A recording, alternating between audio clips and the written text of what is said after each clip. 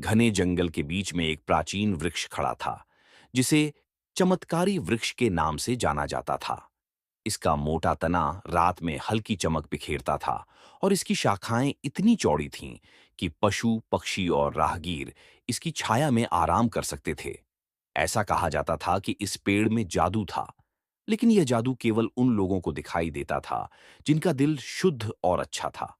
एक दिन दो बहादुर लड़कियां, अमारा और नेहा, अपनी बीमार दादी के लिए जड़ी बूटियां ढूंढने जंगल में निकल पड़ीं।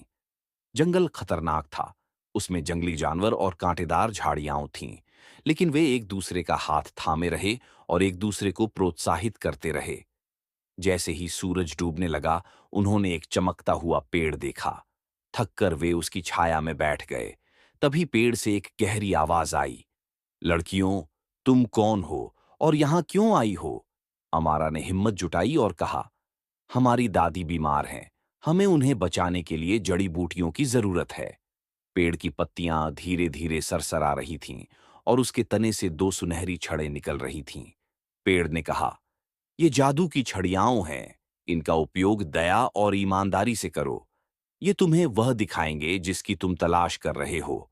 लड़कियों ने लकड़ियां उठाईं और उन्हें धीरे से हिलाया। अचानक एक चमकता हुआ रास्ता दिखाई दिया, जो उन्हें जड़ी बूटियों की ओर ले गया। रास्ते में लकड़ियों ने उन्हें सांपों से बचाया और उन्हें सुरक्षित रास्ता दिखाया।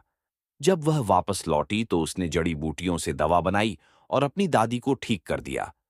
जादू की छड़ी तो चली गई, लेकिन साहस